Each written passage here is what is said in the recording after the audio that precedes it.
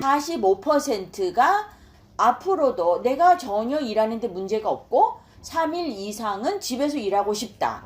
그리고 15%는 하루 이틀 정도 집에서 일하고 싶다. 이렇게 얘기를 해서 결국에는 60% 정도는 집에서 일하는 거에 만족하고, 근데 여기서 나는 의외였는 게 40%는 아직도 오피스웍을 선호한다라고 말한 사람들이 있는데 그 원인은 여기에 아직 써있지 않기 때문에 잘 모르겠어. 아마 그게 왜 그런가 하면 집에서 일하면 제일 중요한 게 자기가 무슨 일을 했는지, 그리고 자기가 아웃풋이 뭔지 이게 명확해져야 된다는 거. 안 그러면 집에서 일을 했는데도 뭔가 아무것도 한 것 같이 증거가 없으면 너 뭐 했냐. 아이솔레이트 되는 느낌이 있어서 내가 이러다가 이거 잡이 괜찮나? 이래서 그런 거하고 관련이 있지 않나 싶어요. 추가적으로 앞으로 5년 이후에 얼마만큼 집에서 일하는 거라든가 아니면 좀 플렉서블한 일을 할 수 있겠냐 하는데 서베이를 한 결과를 보면 젊은이들은 대부분 5년 이후에는 44% 정도가 굉장히 플렉서블한 일을 할 거라고 얘기를 한대. 그 다음에 28% 정도는 풀리 리모트 워크를 하지 않을까. 그래서 대부분 72% 정도는 앞으로 5년 이후에는 굉장히 워크 프롬 홈을 한다든가 이런 식으로 가지 않을까.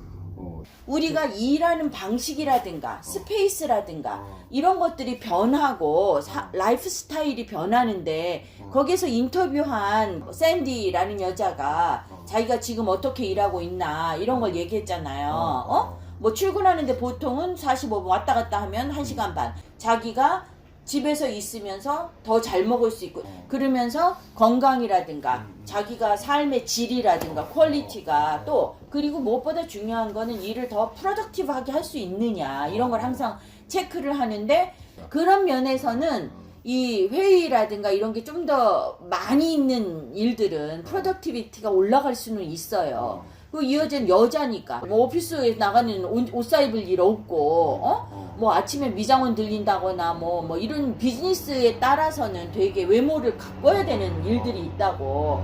그런데 들어가는 돈보다는 집에 요새 그 정원관리나 화분 이런 거 많이 팔린다 그러잖아요. 의자 같은 거, 인체공학 체어 이런 거 비싼 거 앞으로 어떤 영향을 미칠 거냐. 이게 지금 경제에 타격을 이미 주는 사람들이 굉장히 많고, 그 예를 들면 한 사람은 그 오피스 다운타운 밀집 지역에 사무실 근로자들을 상대로 해서 런치나 디너를 파는 그런 조그만 펍이나 레스토랑이나 이런 사람들은 다이렉트리 직격탄을 맞았다는 거야 지금. 구두 수선공, 피지컬리 거기에서 구두 닦아주고 이런 사람들, 세탁소, 와이셔츠 이런 거 맨날 픽업해가고 이런 사람들 다른 식으로 바뀌어지거나 그치. 굉장히 줄어들 수 있는.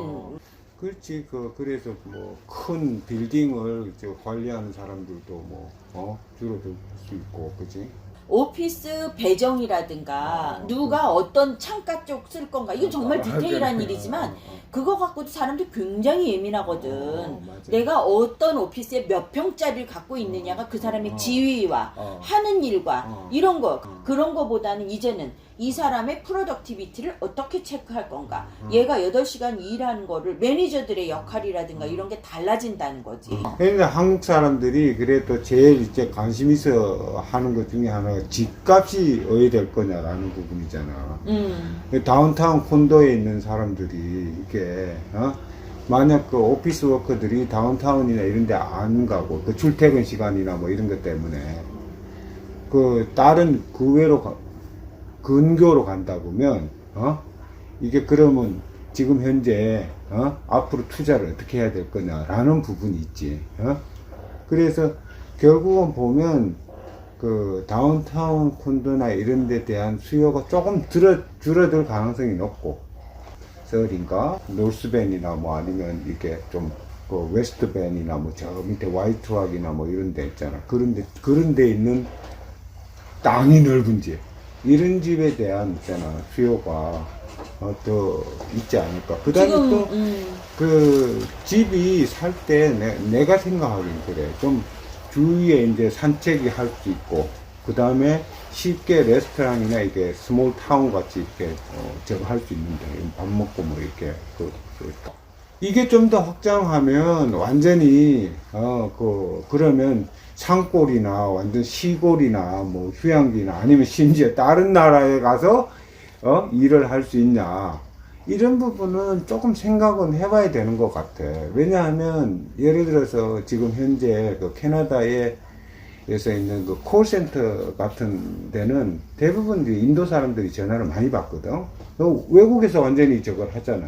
이게 우리가 일을 할 때 완전 리모트하게 그냥 전혀 사람들 피지컬리 이렇게 만나지 않고 일하는 개념이 정말 계속 생길 거냐라는 부분, 그 부분은 수요가 내가 보기엔 상당히 적다고 봐. 그렇기 때문에 그래도 어느 선까지가 맞는 건가 하면 이렇게 근교 정도까지가 좀 그런 개념도 나는 조금 익스팬드 될 거라고 생각을 하는 게 앞으로는 프로덕트 위주로 체크를 한다면 내가 장소를 바뀌는 것은 문제가 굳이 안 될 수도 있다. 그럴 수 있지. 그러면 거꾸로 전 세계 사람들이 그때는 요 도시나 이 지역의 사람들끼리 컴피티션 했지만 이제는 전 세계 모든 사람들이 전부 같이 한다는 거. 코비드가 이렇게 임팩트를 갑자기 들어오면서 30년 동안 오피스 워크의 환경이 하루아침에 바뀌는데 컨트리뷰션 했다. 그런데 그게 가능했던 이유 중에 하나는 테크놀로지가 우리가 그렇지. 생각했던 것보다 많이 준비돼 있었다는 거야. 그렇지. 거기 뭐 지금 인터넷 같은 거는 뭐 지가비트 되고 뭐 폰도 5G나 뭐 롱텀 이벤션 라이트라고 그러지, LTE라고 그러지. 그게 돼 있고 그럼 회의 같은 거는 전부 다 줌으로 시작하고 이런 식. 이런 테크놀로지가 아무리 준비돼 있었어도 5년 10년이 더 걸렸을 수도 있는 일이 그렇지. 온 세계가 갑자기 동시에 이거를 정말 이런 환경에서 테스트할 수 있는 맞아. 그래서 이제는 항상 생각해야 되는 게 모든 비즈니스나 이런 쪽이 이게 온라인 쪽으로 어떻게 치고 들어갈 수 있냐 이런 부분을 끊임없이 생각해야 그쪽에 기회가 있지 않나 이런 생각을 하는 것 같아요. 그래서 피자리아더라고 마지막에 인터뷰하는데 울잖아. 이 상황을 바꿀 수 없는 사람들한테는 아마 다른 식의 그 보조라든가 정부의 있어야지. 일자리라든가 있어야지. 이런 준비가 당장은 막 이런 그 기금이라든가 이런 걸 후원금으로 주고 있는데 이게 다른 재교육이라든가 이런 거로 바뀌어져야 되지 싶은데 이게 너무 급작스러워가지고 좀 시간은 걸릴 것 같아요.